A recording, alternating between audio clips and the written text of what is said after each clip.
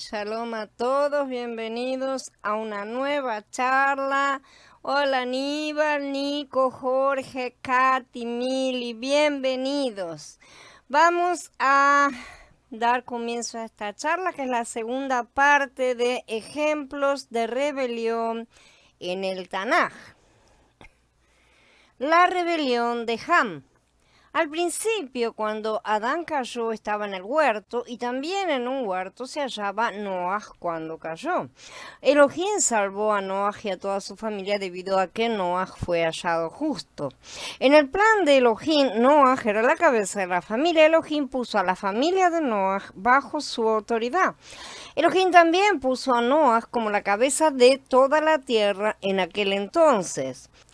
Pero un día Noaj bebió del vino de su viña, se embriagó y quedó desnudo en su tienda. Cuando su hijo Sam vio la desnudez de su padre, salió de la tienda y lo contó a sus hermanos. Sabemos que la conducta de Noaj estaba equivocada, él no debió embriagarse. Esto ya lo hemos estudiado en otros lugares, ¿no es cierto? Pero Sam no vio cuán serio era el asunto de la autoridad en este caso. Nos vamos a centrar en ese punto. El padre es la autoridad que Elohim estableció en la familia. Ahora bien, a la carne le gusta ver que la autoridad caiga en vergüenza para sentirse libre de toda restricción, ¿no es cierto? Entonces, cuando Jan vio el comportamiento erróneo de su padre, no tuvo ninguna compasión ni respeto por él, ¿no es cierto? Y tampoco guardó el asunto en secreto. Como sabemos, esto demuestra que tenía un ruaj rebelde, además de otras circunstancias que, como ya dije, ya hemos estudiado en otros lugares y no vienen al caso aquí. Él salió a decírselo a los hermanos y expuso la vergüenza de su padre, y también su conducta fue expuesta, ¿no es cierto?, su conducta rebelde. Notamos, por otro lado, la manera en que Shem y Jafet trataron el asunto, ¿no es cierto? Ellos entraron a la tienda de espaldas y no miraron la desnudez de su padre, sino que lo cubrieron sin volverse. El fracaso de Noah fue una prueba para Shem, Jam, para Jafet y para Kenan también, el hijo de Jam, ¿no es cierto?, que pondría en evidencia quién era sumiso y quién era rebelde. El fracaso de Noah sacó a la luz la rebelión de Jam y puso toda una serie de cosas que había en la familia. Cuando Noah recobró la sobriedad, profetizó que los descendientes de Shem serían malditos, que serían siervos de sus hermanos. El primer siervo entonces de las escrituras fue Shem. Justamente la expresión Kenan será su siervo se usa dos veces, lo cual significa que los que no se someten a la autoridad tendrán que ser siervos sujetos a autoridad. ¿Sí? Tenemos aquí los dos yugos mencionados, el yugo de madera y el yugo de hierro. Shem fue bendecido, el Adón Yahshua fue descendiente de la línea de Shem. Los descendientes de Jafet llegaron a ser anunciadores de Mashiach en algunas partes, ¿no es cierto? En otras partes son también los antepasados de mucho paganismo. Todas las naciones que predican la Besorá son en sí mayormente descendientes de Jafet. Después del diluvio, la primera persona que fue maldita fue Jam, y sus descendientes fueron hechos siervos bajo la autoridad de otros de generación en generación. Todo aquel que desee servir al Adón debe encontrarse cara a cara con la autoridad, porque no puede servir con un ruaj de rebelión. Hola Carla, bienvenida. Nadab y Abihu ofrecen fuego extraño. En primer lugar, vamos a ver la razón por la cual fueron consumidos. Ellos llegaron a ser sacerdotes debido a que pertenecían a la familia de Aarón. La condición de la casa de Aarón era aceptable delante de Elohim, pero no la condición individual de los miembros de la familia. Por lo tanto, Elohim puso a Aarón por sumo sacerdote. La unción fue derramada sobre la cabeza de este, ¿sí?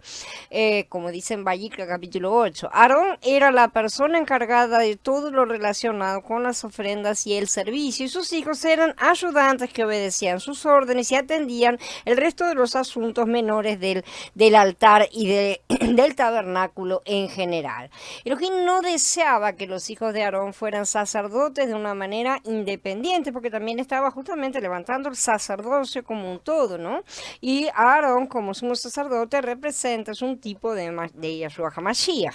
Y él decía deseaba que estuvieran bajo la autoridad de Aarón, que no se salieran.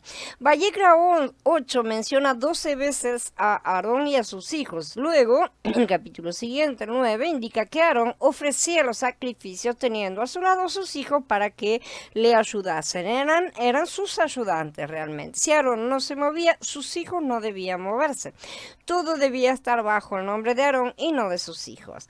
Cuando sus hijos tuvieron la arrogancia de asumir la posición de ser cabezas y ofrecieron sacrificios, esto es sumado al hecho de que ellos encendieron el fuego con un fuego que no provenía del que había caído del cielo de parte de Yahweh, constituyó un fuego extraño. Literalmente, fue un fuego extraño porque algunos dicen que ellos dejaron apagar, no estuvieron trabajando correctamente, ¿no es cierto? Dejaron que se apagara el fuego del altar del incienso y lo encendieron con cualquier otro fuego, o otros dicen que dejaron que se apagara el fuego del altar externo, por lo tanto estaban en la misma situación de cualquiera de las dos formas. La cuestión es que no se sabe exactamente porque no está escrito en ningún lado, pero ellos ofrecieron fuego extraño, lo cual quiere decir que ese fuego no provenía del altar de sacrificio.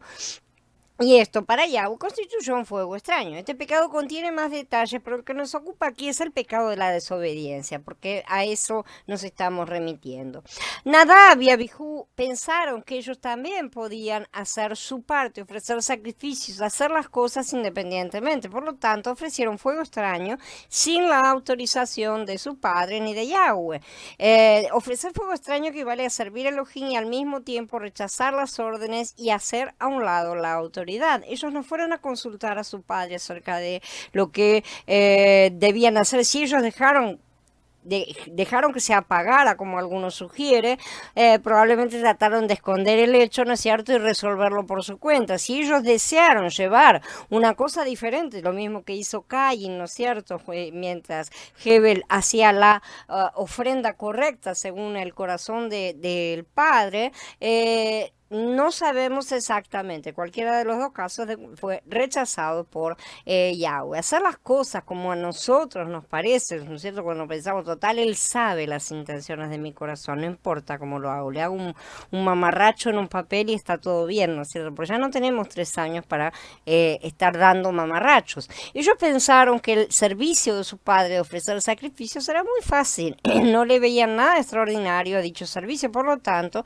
pensaron que ellos podían hacer lo mismo, probablemente, de tal manera que se encargaron de esto por su propia cuenta. Lo único que tuvieron en cuenta era que ellos querían hacerlo. Y otra cuestión, otro punto para el caso es que muy probablemente ellos estaban borrachos, ¿no es cierto?, debido a los comentarios posteriores de Moshe, pero no se percataron de que este asunto dependía de la autoridad de Elohim y no de la voluntad de las personas.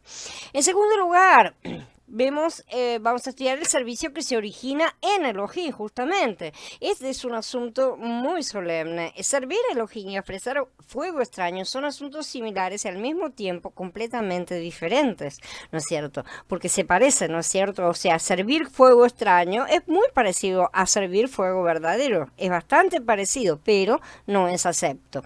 El servicio Elohim se origina en él. Esto significa que el hombre sirve a Elohim sujeto a su autoridad y como resultado es acepto.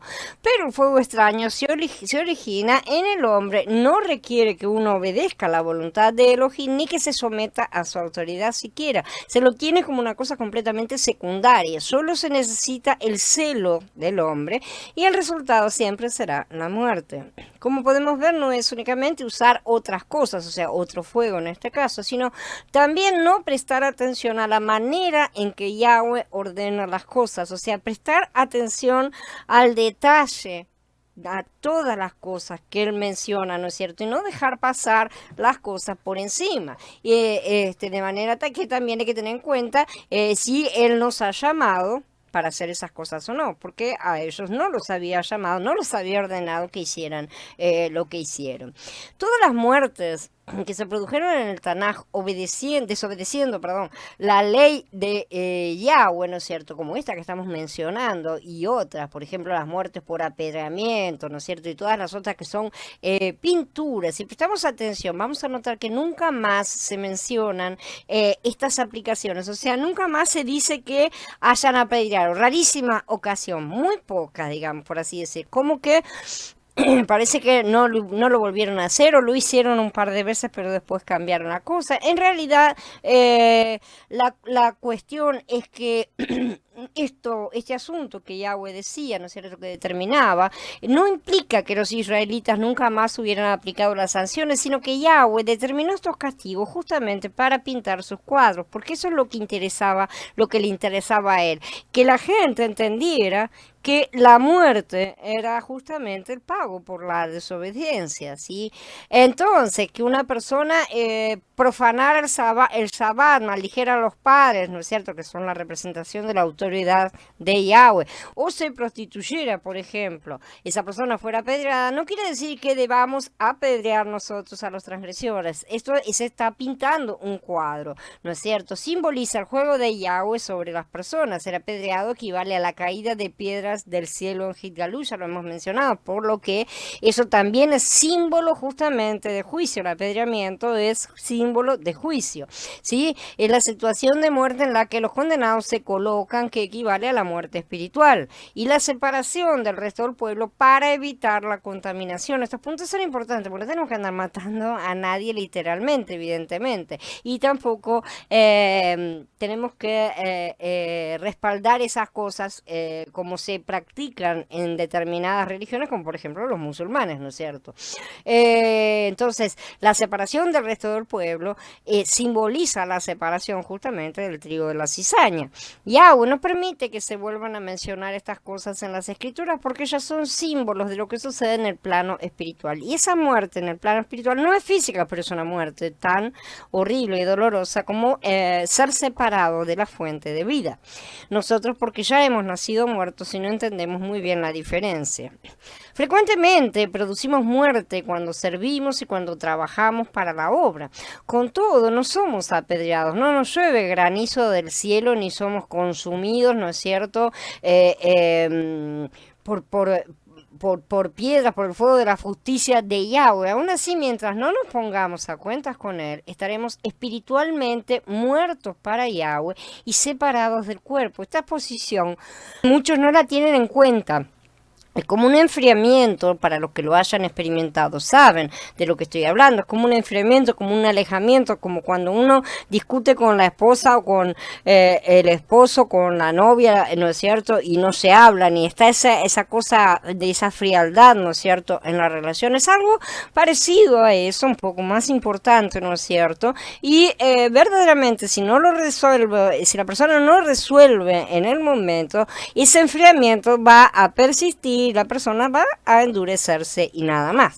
Entonces, en tales circunstancias debemos pedirle a Elohim que nos ilumine. ¿Estamos bajo el principio del servicio o bajo el principio del fuego extraño? Necesitamos preguntarnos todas estas cosas todo el tiempo, porque engañoso es el corazón del hombre. En tercer lugar, la obra de Elohim efectuada en una coordinación de autoridad. Cuando Nadab y Abijú trabajaron separados de Aarón, trabajaron separados de Elohim, evidentemente, debido a que la obra de Elohim debe realizarse en coordinación y bajo autoridad. Aarón era la cabeza, ¿no es cierto? Era un tipo de Mashiach como la cabeza del cuerpo. En el Berihadashá vemos a Bernabé y Shaul, a Shaul y Timoteo, a Kefa y a Mordejai, ¿no es cierto? Vemos parejas, por así decir, ¿no es cierto? Entonces, estos casos, vemos a una persona que toma la iniciativa y a una que ayuda y se somete, que se dispone a ayudar, ¿no es cierto?, a ser el colaborador. En la obra de Elohim, algunos son establecidos para que ejerzan autoridad y otros para que se sometan a la autoridad. Elohim desea que seamos sacerdotes según la orden de Melquisedec. De la misma manera debemos servir servir a Elohim según el orden de la coordinación bajo la autoridad. Debemos ser coordinados entre todos bajo la autoridad. Muchos parecen tener la idea de que el sacerdocio de Melquisedec es uno en el que todos son sacerdotes en un mismo nivel. Sin embargo, si es así como Yahweh ha determinado que el mismo sea, dado que no nos ha dado realmente muchos datos, tenemos muy pocos datos acerca de lo que sería esa nueva orden, ¿no es cierto? Ciertamente, eso sucederá únicamente cuando hayamos sido ordenados de hecho. ¿Sí? Y eso será después de la resurrección de los Kadoshim, porque se necesita un cuerpo completamente nuevo, glorificado, ¿no es cierto?, para no tener ningún tipo de contaminación, que todavía la tenemos porque estamos en parcialidad. Ya hemos mencionado muchas veces que los tiempos en el plano espiritual no se corresponden con los tiempos de nuestro plano material, pero el hecho de que aquí haya que esperar el proceso de desarrollo y crecimiento de las cosas no quiere decir que en el plano espiritual también se deba esperar. En ese plano, todo ya es perfecto desde antes de la creación del mundo. Tenemos que entender eso, que no necesita nuestra ayuda ni nuestra nada, absolutamente. Todo ya fue absolutamente perfeccionado porque el Padre ya lo ha dicho. Entonces, estamos en entrenamiento y aprendizaje, pero eso no significa que ya hayamos sido ordenados, ¿sí? Nuestro comportamiento niega literalmente ese hecho. También no quiere decir que nuestro esfuerzo nos vaya a hacer niveles superiores, ¿no es cierto?, por así decir, en cuanto a una jerarquía de poder, ¿sí? Pero en las escrituras dice que el que recibió más talentos, cuando llegó la hora de devolver el lucro a su amo, fue colocado sobre más ciudades que el otro, cual implica mayor autoridad justamente. Cuando una persona que no debe dirigir toma el liderazgo, se encontrará en rebelión y muerte. Eso sucede muchísimas veces. Muchas personas toman, no son llamadas, pero nosotros estamos acostumbrados a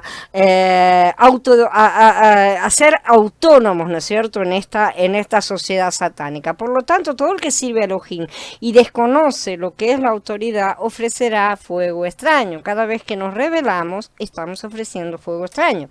Cuando alguien dice, si tal persona puede hacerlo, yo también, está en rebelión automáticamente, porque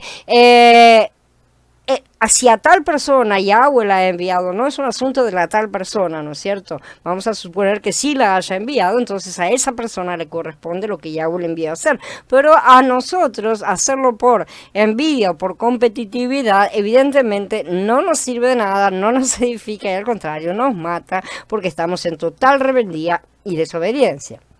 Yahweh no solo presta atención, a la existencia o ausencia del fuego, ¿no es cierto?, del fuego extraño, sino también al carácter justamente del fuego ofrecido. La rebelión puede cambiar el carácter mismo del fuego. Lo que no provenga de las instrucciones de Aarón, es decir, del mandato divino de mano de Mashiach, nuestro Cohen Gadol, es fuego extraño. A Elohim le interesa preservar su autoridad y no se preocupa solo con el sacrificio. Por esta razón el hombre debe seguir las instrucciones y complementar a la otra persona a la cual le ha sido ordenado complementar. La autoridad delegada sirve a Elohim y los seguidores se someten a la autoridad delegada. Por su parte, la autoridad delegada no puede abusar porque también todas las partes responden por sus comportamientos. Ni en los asuntos espirituales ni en la obra espiritual existe un servicio individual, sino un servicio corporativo. Tenemos un sacerdocio, no tenemos sacerdotes individuales, no tenemos levitas individuales. Son funciones dentro del sacerdocio, diferentes funciones, ¿no es cierto? Pero no hay verdaderamente una cosa que sea individual, a pesar de que se trata de individuos, sin duda alguna. Y ese servicio es llevado en coordinación. La unidad del servicio se encuentra en la coordinación y no en el individualismo. Poder ejercer la autoridad de Yahweh implica que unos se sometan a otros, dependiendo de la orden de Yahweh, no dependiendo de la voluntad humana, evidentemente. Cuando Nadab y Abijú estuvieron en desacuerdo con Aarón, en realidad lo estuvieron con Elohim. Ellos no podían prestar servicios separados de Adón, no se les había dado ese permiso. Toda persona que viola la autoridad será consumida por el fuego de Elohim. Esto no quiere decir que arderá en un infierno inexistente, sino que será consumido todo lo que no sirve de él y sus obras, es decir, su carne, sus obras de madera, paja y hojas, ¿no es cierto? Por el fuego de la ley de Yahweh, ¿no es cierto? El Eshdat, como ya hemos visto en otros estudios. Ni siquiera el mismo Aarón sabía cuán serio era este asunto, pero Moshe sí sabía cuán serio era rebelarse contra la autoridad de Elohim. Hay muchas personas que piensan que sirven a Elohim, pero trabajan independientemente sin sujetarse a ninguna autoridad. Muchas personas han pecado sin darse cuenta de que están rebelándose contra la autoridad de Elohim. Este es un asunto muy serio. Vamos a hablar acerca de la murmuración de Aarón y de Miriam. ¿Sí? En primer lugar, el murmurar contra la autoridad delegada trae la ira de Elohim. Aarón y Miriam eran los hermanos mayores de Moshe, ¿no es cierto? En la familia Moshe estaba bajo la autoridad de Aarón y de Miriam porque él era el menor. Pero en el llamado y en la obra de Elohim, ellos estaban bajo la autoridad de Moshe, ¿no es cierto? Entonces, ellos no estaban de acuerdo con que Moshe se casara con una mujer cushita o etíope, y a raíz de eso murmuraron contra él, diciendo, solamente por Moshe ha hablado Yahweh, no ha hablado también por nosotros. Esto está en Bamidbar, números 12. Los cushitas o etíopes eran un pueblo africano, ¿no es cierto?, descendientes de Sham, y ellos no veían bien que Moshe se casara con una mujer de ese linaje. Ya mencionamos el tema de la maldición de Noah. Dentro de la familia, Miriam era mayor que Moshe. Como se puede ver, esto desmonta el abuso que muchos pretenden ejercer sobre las mujeres, convirtiéndolas casi en objetos sin voz ni voto. Ella andaba bien a los gritos, ¿no es cierto? Que no le fue bien es otra cosa, pero porque también lo que estaba exigiendo era completamente equivocado. Y no estaba mal que ella expusiera a su hermano basada en su relación familiar, pero es una cuestión de casa, por así decirlo, es una cuestión interna, ¿sí? Pero al hablar del asunto de la mujer, ¿no es cierto?, de la esposa de Moshe, ella tocó la obra de Elohim y menospreció la posición de Moshe. Ella mezcló las cosas. Una cosa era hablar del asunto del matrimonio dentro de la familia y otra fue llevar la discusión más allá, queriendo dar un golpe de estado, literalmente, ¿sí? El hecho de que Moshe se hubiera casado con una etíope o no era asunto de familia, no de gobierno. No era un asunto del gobierno del pueblo de Elohim. En la obra, Elohim había puesto a Moshe como autoridad delegada. Fue un gran error que Miriam y Aarón hablaran en contra de Moshe por motivos familiares, comenzando por motivos familiares, pero fueron más allá de lo que debían, porque acá está acusando diciendo solamente por Moshe ha hablado Yahweh. Eso no tiene nada que ver con la esposa, eso no tiene nada que ver con la mujer. De una cosa aprovecharon para saltar a la otra. De ahí está el mayor de todos los errores. La queja en sí por la mujer no fue tan grave como el haber aprovechado todo para sacar todas esas envidias, ¿no es cierto?, que estaban escondidas. Elohim escogió a Moshe para que sacara de Egipto a los israelitas, pero Miriam menospreció a Moshe, pretendió rebajarlo a su propio nivel, ¿no es cierto?, al nivel de ella, recordando que Elohim también había hablado por medio de ella y por medio de Aarón, lo cual nuevamente demuestra que Yahweh también habla por medio de las mujeres. Estamos restituyendo una cosa a su justo lugar. Tampoco es una cuestión de abuso, porque también hay abuso para hacia el otro lado. Aun cuando esto era verdad, no significa que Yahweh les permitiera arrebatar esa autoridad de su hermano, no era de ellos. Yahweh se la había dado a Moshe, ¿sí? Y no había pretexto alguno que valiera. Si el acto realizado por Moshe o cualquier otra autoridad delegada por Yahweh, esto vale para cualquier otro caso en el que nos encontremos, era realmente malo o no, es irrelevante. Nosotros tenemos que entender absolutamente eso. Desde el momento en el que Yahweh no había dicho nada acerca del asunto, ¿sí?, cuando llamó a Moshe, él ya estaba casado, así que Yahweh no le dio la importancia que otros le dieron. Esto indica que él no estaba teniendo ese asunto en consideración, absolutamente, no le afectaba en lo más mínimo. Muchas veces nos arrogamos el derecho de criticar o juzgar a otros hermanos, sobre todo a los que tienen la autoridad, pero porque es nuestra carne, ¿sí? Nuestra carne considera que en el fondo si conseguimos acusarlos de algo, vamos a poder ocupar su lugar o al menos tener una cuestión, qué sé yo, más democrática o cosas así, que son las cosas que aprendemos en este sistema. Esta es la verdadera intención realmente que Miriam y Aarón tuvieron por detrás del discurso y eso fue una rebelión. Y por eso fueron castigados. No fueron castigados por hablar mal de la mujer ni ninguna de esas cosas. O sea, ese tema fue simplemente una excusa. Por lo tanto, Elohim no se agradó del asunto. Repetimos, si quería discutir con su hermano acerca de su situación doméstica, podía hacerlo en familia, dentro de la tienda y en su casa encerrados, pero no podía extender el asunto a oponerse a la autoridad delegada de Yahweh. Ni Aarón ni Miriam conocían realmente la autoridad de Elohim. Ellos desarrollaron un corazón rebelde al mantener una relación natural. Moshe no respondió nada en ese momento, ya que sabía que si él era la autoridad delegada de Elohim, no había necesidad alguna de defenderse.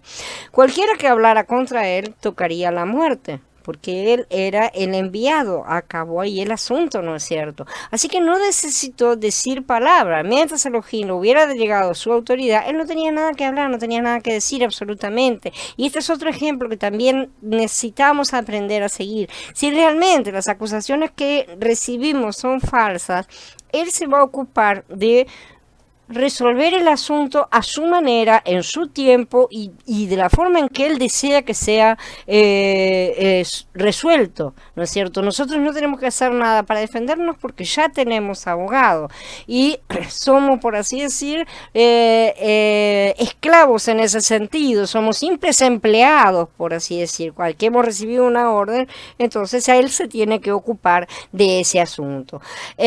Un león verdaderamente no necesita protección porque es la autoridad, ¿no es cierto? Moshe primero se sometió a la autoridad de Elohim y entonces pudo representar a Elohim como autoridad. Este es un punto muy importante para muchos de los que aspiran. En realidad no aspiran a tener la autoridad, lo que aspiran es a tener el poder. Hay muchas personas que lo que les satisfaría es tener el poder. No están estableciendo la correcta división en cuanto a tener una autoridad delegada y ejercerla y tener poder sobre otros. Y eso es la ansiedad que muchos tienen y no saben manejar. Moshe era el más manso de todos los hombres que había sobre la tierra, ¿no es cierto? Como está escrito, la autoridad que Moshe representaba era la autoridad de Elohim. Todas las autoridades son delegadas por Elohim y nadie puede quitarlas salvo él mismo. Este es otro punto muy importante a tener en cuenta. Todas y absolutamente todas las autoridades son delegadas por Elohim. Esta cosa es bastante importante que la veamos, porque puede resultar un poco chocante, ¿no es cierto?, pensar en que puede haber autoridades como Hitler, por ejemplo, que tuvo autoridad y que fue delegado por Elohim. Asumir eso puede llegar a ser chocante, ¿no es cierto?, para muchos. Y sin embargo, toda autoridad es una copia, una imitación de la autoridad de Yahweh. No hay otra autoridad sobre el mundo, excepto él, que tampoco es autoridad, pero es el gran imitador justamente, el engañador, que por eso imita todas las cosas, todos los comportamientos, pero todas las veces termina empujando el péndulo para el otro lado y se pasa de la raya en todas las veces, ¿no es cierto? Entonces tenemos que tener ese punto muy en cuenta hasta el límite en que se pueda aceptar, ¿no es cierto? Cualquier posición de autoridad debe ser respetada hasta que se oponga a la ley de Yahweh, ¿no es cierto? Y aún así solo podemos oponernos pasivamente, como ya hemos visto, aún bajo riesgo de muerte, como hemos estudiado los ejemplos, y no puede ser confrontado la autoridad, porque al hacerlo nos oponemos al propio Yahweh, como vimos que Shaul retrocedió en su postura cuando supo que la persona que le estaba hablando era el sumo sacerdote. Él lo tomó como la autoridad de Elohim y acabó ahí toda la cuestión, sin importar si esa persona tenía o no el poder de matarlo, que realmente lo tenía, ¿sí? Entonces, si nosotros confrontamos a la autoridad que nos está atacando, ¿no es cierto?, por así decir, o enviando inclusive a la muerte, porque estamos con el deseo de protestar y que todos lo tenemos realmente, porque en esta cultura nos han enseñado a reaccionar de esa manera,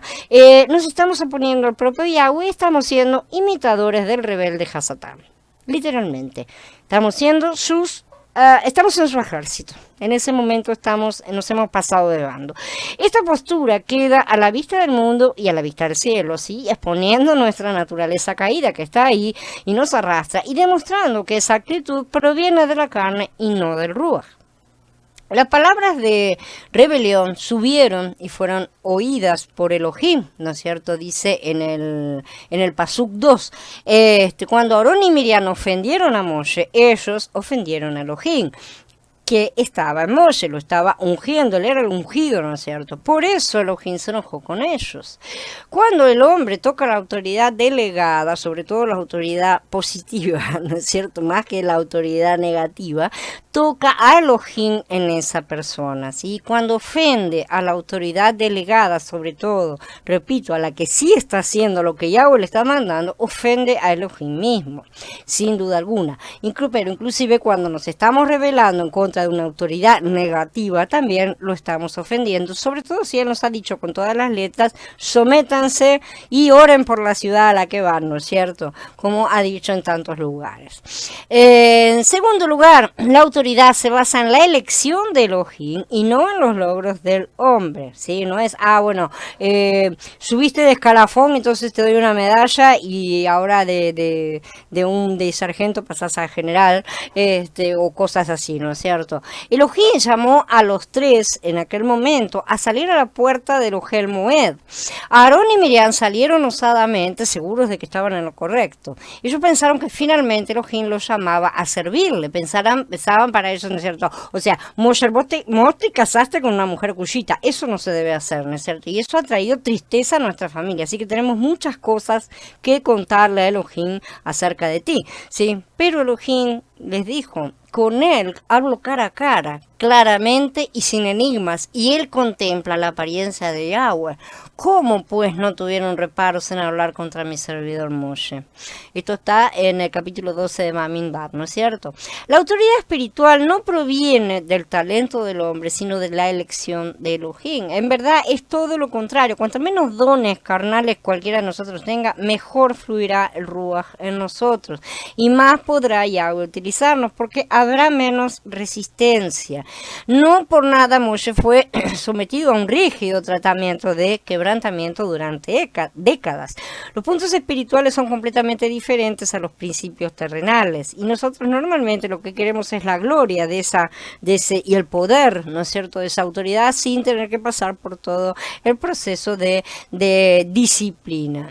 La autoridad es Elohim mismo, ¿sí?, quien no debe ser jamás agraviado. Cualquiera que hable en contra de Moshe estará hablando contra la elección de Elohim, la cual no podemos menospreciar. Si él ha determinado las cosas de una manera, tenemos que entender y aceptar que él las ha determinado de esa manera. Esto es una novedad para muchos, estoy segura. Será una manera diferente en la cual tenemos que reaccionar sobre todas las cosas, pero son las cosas que estamos aprendiendo en el camino de restauración de las cosas de las Escrituras. En tercer lugar, tenemos la manifestación de la rebelión, en este caso, que fue la lepra. Cuando la ira de Elohim se encendió, la nube se alejó de la tienda, la presencia de Elohim se apartó. Inmediatamente Miriam quedó leprosa. Esto no fue un producto de alguna infección, sino que fue ocasionado por Elohim directamente. Tener lepra no es mejor que estar casado con una mujer etíope, sin duda. Tan pronto como la rebelión interna se manifiesta, viene la lepra, que ya estudiaremos en su momento. Es todo un tipo. En las Escrituras la lepra es siempre un tipo de pecado y del pecador, de su estado de insensibilidad que los llevará a la muerte. Los leprosos debían ser marginados porque eran altamente contagiantes, ¿no es cierto? Contagiaban mucho a las personas, no podían acercarse nadie a ellos y quedaban privados de toda comunicación. Cuando Aarón vio que Miriam quedó leprosa, él suplicó a Moshe que intercediera para que Elohim la sanara. Elohim indicó que Miriam fuera echada del campamento por 7 7 días, ¿no es cierto?, después de los cuales sería recibida de nuevo. Ella fue avergonzada por 7 días, como si su padre hubiera escupido sobre su rostro, dice la escritura. Solo después de 7 días la tienda de reunión pudo continuar su viaje porque todo el campamento se detuvo para esperar ese lapso de tiempo. Cada vez que surge la rebelión y la murmuración entre nosotros, la presencia de Elohim se va y el avance de la congregación se detiene.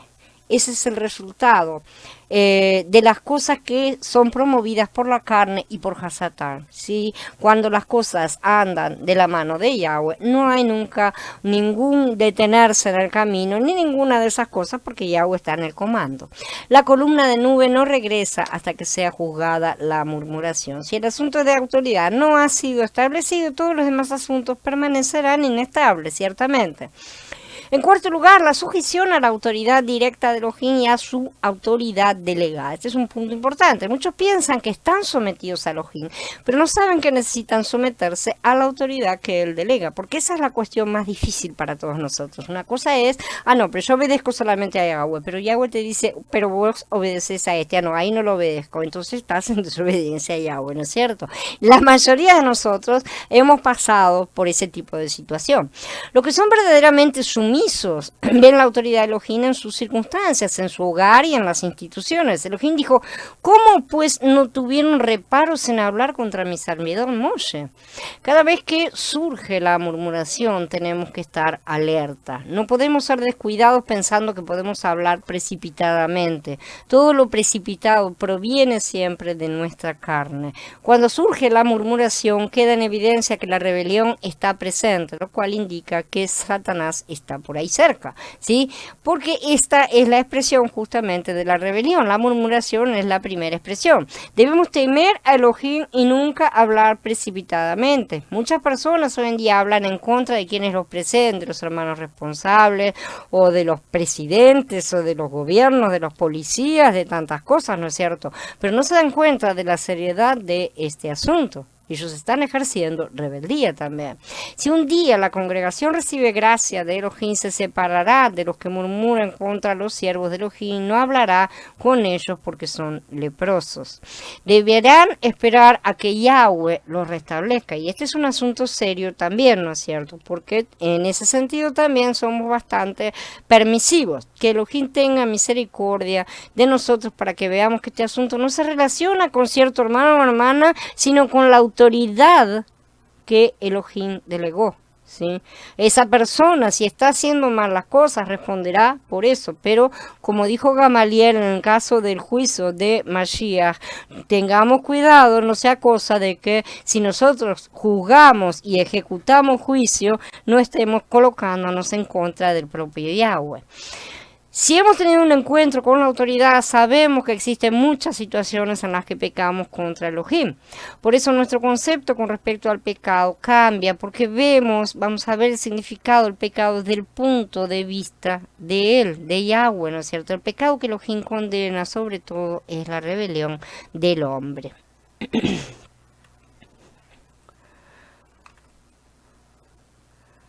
Hola, Aarón. La rebelión de Korah y su séquito junto con Datam y Abiram. En primer lugar, esta fue una rebelión colectiva. En Bamidbar 16 se habla del séquito de Korah, quien pertenecía a la tribu de Leví, y de Datam y Abiram, quienes eran de la tribu de Reubén. Los levitas representaban la tribu de los espirituales, por así decir, y Datam y Abiram representaban a los líderes. Y recordemos que Reubén era el primogénito, aunque perdió la primogenitura. A ellos se unieron 250 hombres de renombre. Todos estos príncipes se reunieron para rebelarse contra Moshe y Aarón y atacaron diciendo, se combinaron contra Moshe y Aarón y les dijeron, ustedes han ido muy lejos porque todos en la comunidad son consagrados a Yahweh, todos ellos, y Yahweh está en su medio. ¿Por qué entonces se levantan ustedes por sobre la congregación de Yahweh? Esto está en Bamidbar 16, un poco después, ¿no es cierto? Ellos no respetaron a Moshe ni a Aarón, otra vez nuevamente no respetaron la autoridad. Tal vez dijeron esas palabras con toda sinceridad, No vamos a estar prejuzgando las intenciones ocultas, ¿no es cierto? Pero al reprender a Moshe no mencionaron nada de su relación con Elohim, la relación con Moshe, ni de lo ordenado por Elohim, porque el que subía al monte todas las veces era Moshe y no eran ellos que se quedaban abajo diciendo subí vos que no sea cosa que nos mate. Cuando Moshe escuchó acusaciones tan graves, no se enojó ni se molestó, en vez de eso se postró delante de Yahweh y no trató de defenderse. Dice, cuando Moshe oyó esto, cayó sobre su rostro. Cuando entonces le habló a Korah y a toda su compañía y les dijo, vengan por la mañana. Yahweh dará a conocer quién es suyo y quién es consagrado y le concederá acceso a él, le concederá acceso al que haya escogido. Él respondió a un ruaj de rebelión con un ruaj de sumisión, pero con un ruaj de sumisión plena, sumisión a Yahweh. Él se sometió a lo que Yahweh determinara. Él no sabía si Yahweh iba a apoyar o no lo que le estaba diciendo, simple y sencillamente se colocó en sus manos. Las palabras de Korah y su séquito estaban basadas exclusivamente en razonamientos, no eran más que suposiciones, pero Moshe dijo que el Adón aclararía todas las cosas a todos. Todo el asunto se basaba en la elección y el mandato de Elohim, por eso el problema no era de Moshe sino de Yahweh. O sea, cuando la gente se rebela contra la autoridad que Yahweh ha levantado, si somos una de esa autoridad, nosotros tenemos que retroceder y decirle, mira, la gente a la cual me mandaste no quiere saber nada de lo que vos decís. Entonces el asunto es de él, absolutamente, porque es su obra, porque todo es suyo realmente. Ellos aquí en la rebelión pensaron que se oponían solamente a Moshe y a Aarón, porque es la parte visual que nosotros vemos en todas las cosas, ¿no es cierto? No se percataron de que se estaban oponiendo a Elohim. Ellos no tenían la intención de rebelarse contra Elohim, probablemente. Al contrario, en realidad parece que la intención hubiera sido continuar sirviéndolo, ¿no es cierto? En apariencia, por lo menos, vamos a dar la posibilidad. Solamente menospreciaron a Moshe y a Aarón, que según ellos estaban ocupando de todo. Pero Elohim no está separado de la autoridad que él delega. Ese es un asunto muy importante también de saber. Uno no puede tomar una actitud hacia Elohim y otra hacia Moshe y Aarón, ¿sí? Porque están unidos. En el plano espiritual, todo eso está unido. Nadie puede rechazar la autoridad delegada y al mismo tiempo aceptar a Elohim. Si ellos se hubieran sometido a Elohim, se habrían sometido a la autoridad de Moshe y Aarón, ciertamente. Pero Moshe no reaccionó, porque la autoridad de Elohim estaba sobre él realmente. Él se humilló a sí mismo bajo la autoridad de Elohim. De una manera gentil, él dijo, hagan esto. Tú, Korah, y todo tu grupo tomen incensarios y mañana pongan fuego en ellos delante de Yahweh. Entonces el hombre a quien escoja Yahweh, ese sea el consagrado. Él estaba dispuesto, o sea, él estaba entregando su Yitzhak, por así decir. Él estaba dispuesto a que Yahweh los eligiera a ellos y él salir del lugar donde estaba. Moshe era un hombre de edad, sabemos, ¿no es cierto? Él sabía las consecuencias también de aquel acto, así que suspiró y agregó, ustedes han ido muy lejos, hijos de Leví. ¿Les parece poco que el Elohim de Israel los haya apartado a ustedes de la comunidad de Israel y les haya dado acceso a él para realizar los deberes de la morada de Yahweh, para ministrar a la comunidad y servirle? Ahora que él los ha acercado a ustedes y a todos sus compañeros levitas, ¿ambicionan también el sacerdocio? Verdaderamente es contra Yahweh que tú y toda tu compañía sean confabulados, porque ¿quién es Aarón para que murmuren contra él? En ese momento, Datán y Abiram no estaban presentes, ¿sí? Más tarde Moshe envió hombres para mandar a llamarlos, pero ellos rehusaron, diciendo, tú no nos has llevado a una tierra que fluye leche y miel, ni nos has dado posesión de campos y viñedos. ¿Vas a sacarles los ojos a estos hombres? No iremos, dice.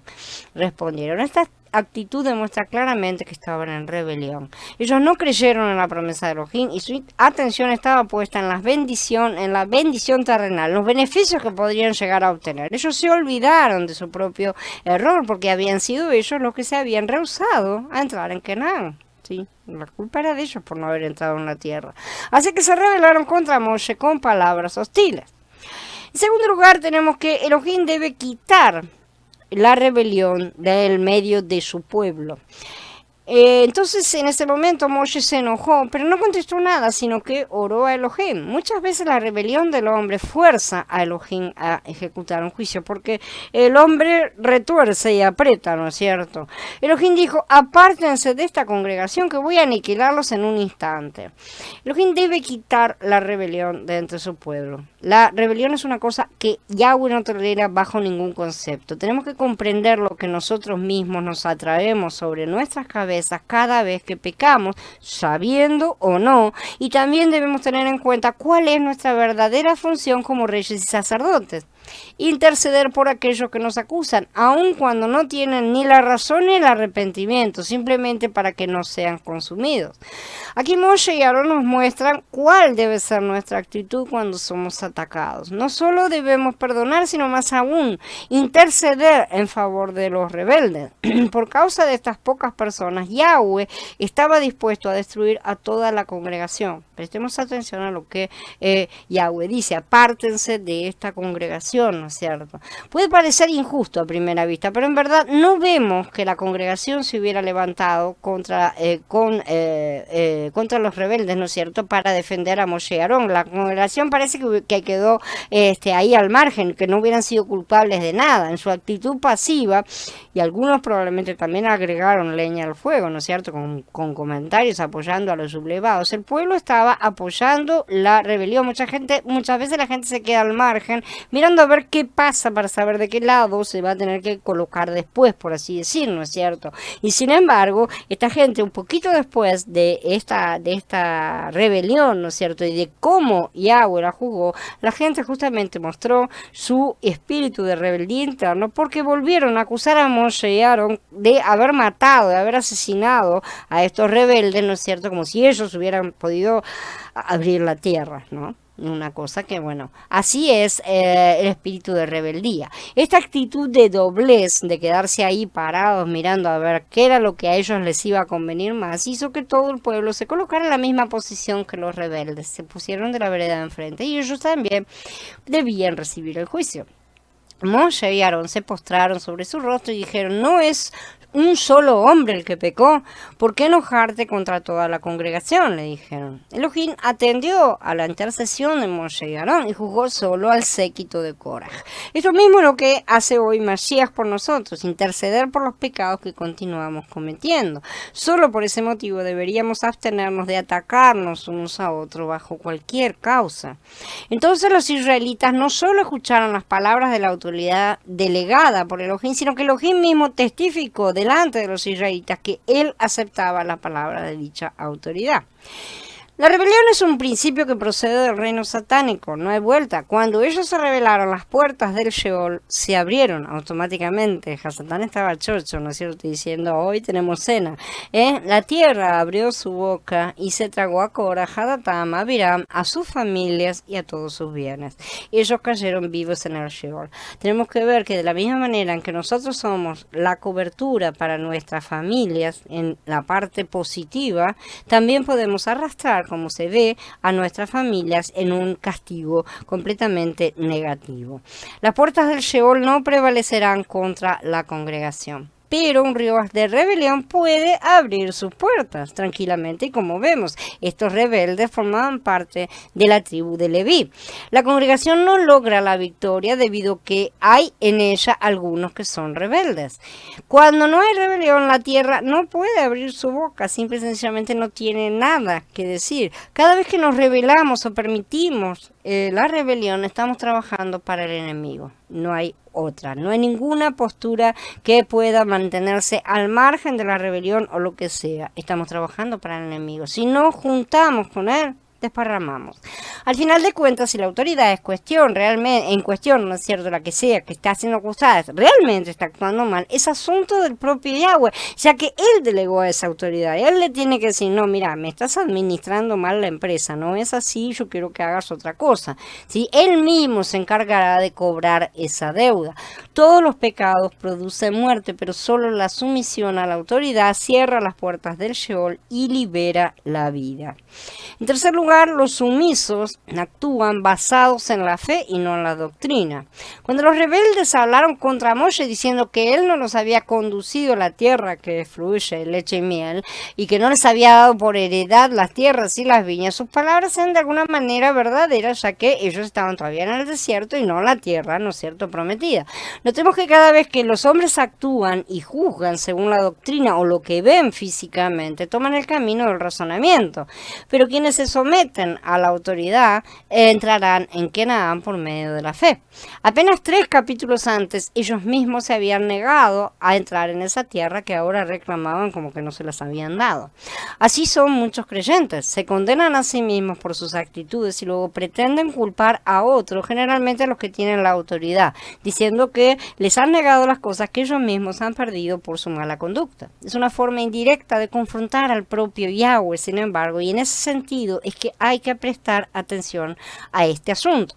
Los que argumentan o arguyen razones no pueden tomar el camino del Ruach, pero los que por medio de la fe siguen la columna de nube y de fuego y la orientación de Moshe, quien es la autoridad delegada, disfrutarán la plenitud del Ruach.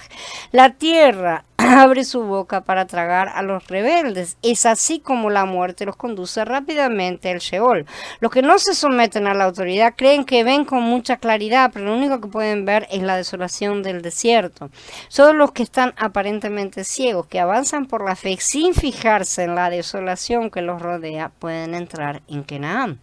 Quienes están en senda espiritual ven la promesa de bendición futura con sus ojos de la fe. Por lo tanto, uno debe encontrarse con la autoridad, ser restringido por Elohim y someterse a su autoridad delegada, porque solo la obediencia lo satisface.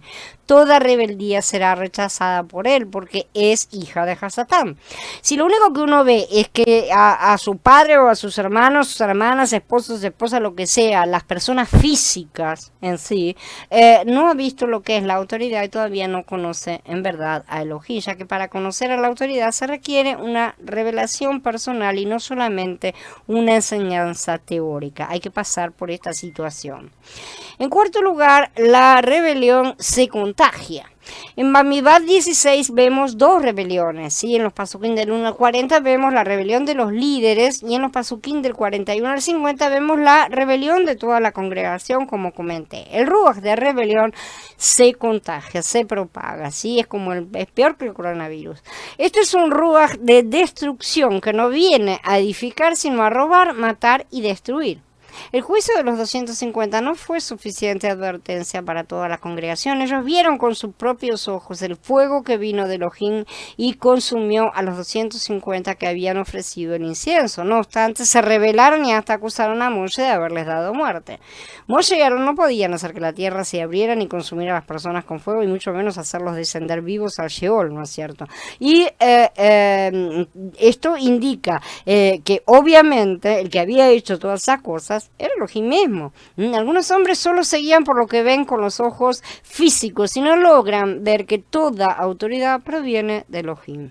Muchas personas al pensar de esta manera están disminuyendo a Yahweh porque creen que él puede ser manipulado, por así decir, por sus representantes en la tierra. Pusiste a uno, pero mira cómo se está portando ese. No, a ese no le hago caso porque no me gusta lo que está haciendo. Por algo él lo ha colocado y está permitiendo que haga lo que esté haciendo, ¿no es cierto? De la misma manera que él respondió a Habacuc y le dijo, yo traigo a los caldeos, exactamente las mismas cosas, ¿no es cierto? Él es el que decide, él es la autoridad máxima, el que toma la decisión final en todas las cosas y nosotros solo debemos someternos. Estas personas, en verdad, cuando se rebelan de esa manera, son muy osadas porque no temen ni siquiera cuando ven la ejecución del juicio de Elohim. ¿No es cierto? Ven cómo se traga a otros la tierra, pero ellos no se intimidan. Esto se debe a que no conocen el significado de la autoridad. En verdad, este es un asunto muy peligroso. Cuando toda la congregación atacó a Moshe y Aarón, la gloria de Elohim apareció para mostrarles que la autoridad proviene de él, no viene de otro lado. Elohim lo juzgó trayendo una plaga en la cual murieron 14.700 personas. Moshe discernió rápidamente lo que estaba sucediendo y le dijo a Aarón que tomara de inmediato el incensario, que le pusiera fuego e incienso para hacer propiciación por la congregación. Aarón se puso entre los muertos y los que todavía estaban vivos y la mortandad cesó. Nuevamente la intercesión de la autoridad salvó a los rebeldes. Aquí también vemos un notable tipo en que el cual Aarón representa a Mashiach, interponiéndose en la muerte justa que debían recibir los rebeldes, ¿no es cierto? Y su intercesión que salvó a muchos. Elohim pudo tolerar las 10 veces que su pueblo murmuró en el desierto, pero no tolera que se ofenda a su autoridad. Entendámoslo bien y prestemos atención. Esta es la blasfemia contra el Espíritu Santo, de la que tantos tienen miedo, y de esto no tienen miedo. Esto es blasfemar contra el Espíritu Santo, porque si a una persona recibe la autoridad, ese es un ungido, como entendió muy bien David, ¿no es cierto? Si es un ungido, tiene al Ruach, de manera que rechazar a esa persona que está ungida es blasfemar literalmente contra el Ruach Kadosh.